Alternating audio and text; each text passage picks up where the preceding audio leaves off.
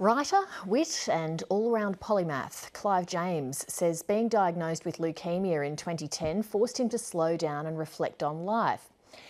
Ever since, he's thought himself on the brink of dying, but to his surprise, he keeps on living. His cancer diagnosis has certainly slowed him down, but it's done nothing to dampen his work ethic. Clive James has recently released books on what he's been reading and watching, and has another in the works on politics and culture.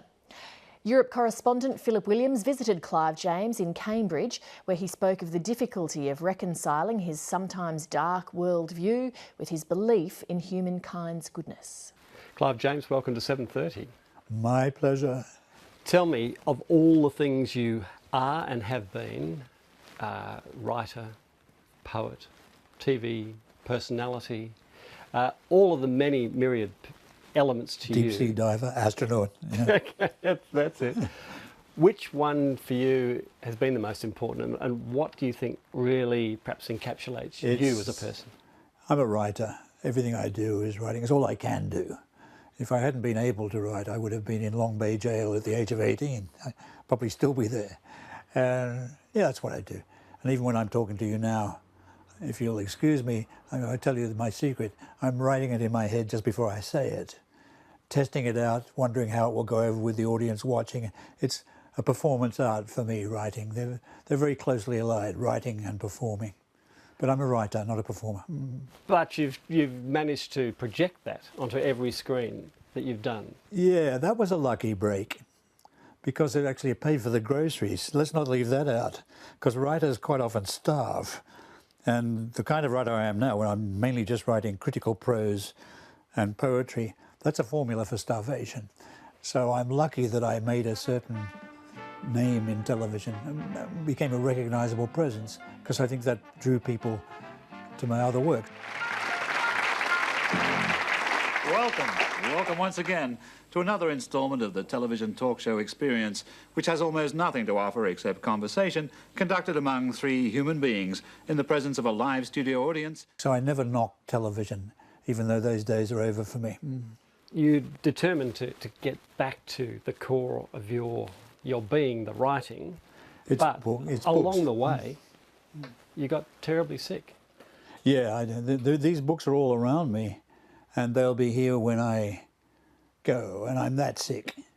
I just don't know when it ends. But in 2010, I got really ill, and leukemia was one of the things I was diagnosed with, and eventually it will switch me off.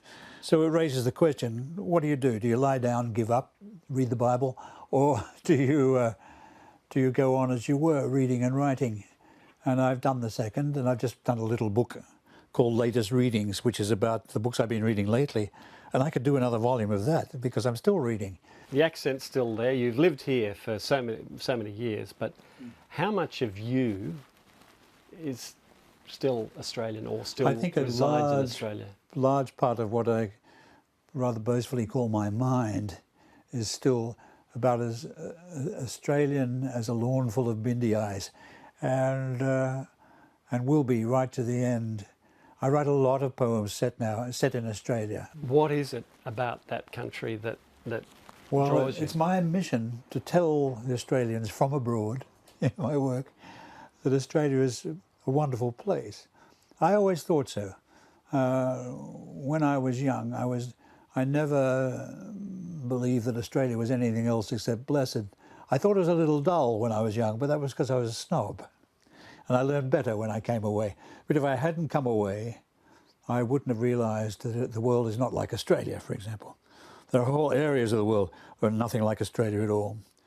And how do you tell the young in Australia how privileged they are? Well, you can't really. Let's just go back to your childhood, in fact, right back to when you were just born. Your father was a prisoner of war under the Japanese, and died, unfortunately, just on the plane trip home. It's the biggest topic of my life, and it's probably governing what I am even today, even as I sit here talking to you. But there's not a lot I can say about it. Why? One thing, it's too big a subject, and I want to talk about it on paper if I talk about it at all. But I can say this much, is that I thought the life that my father and mother would have had together was cut short, and something of what they might have achieved, I hope that I'm achieving in my work. It seems to me, when I look at your life, there are a lot of women, one way or another, in your life. Nice try. This is good stuff, Philip. Keep this one coming. But it's true, isn't it, that women have played a very big part of your life, more so perhaps than men.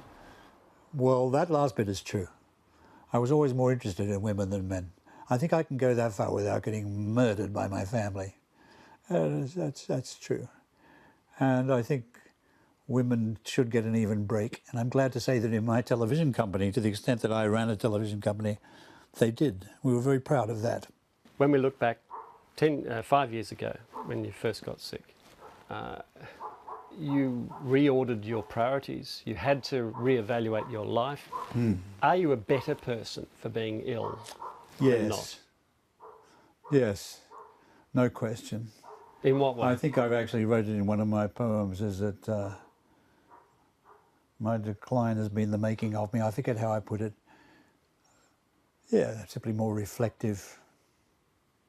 I haven't got the excuse of moving forward just on impulse anymore, which I did, I think, for a long, long time. You've been telling the world, in a sense, since 2010, that your time is limited, you're on your way out. Yeah. You haven't delivered. Yes, I know, it's an embarrassment, isn't it?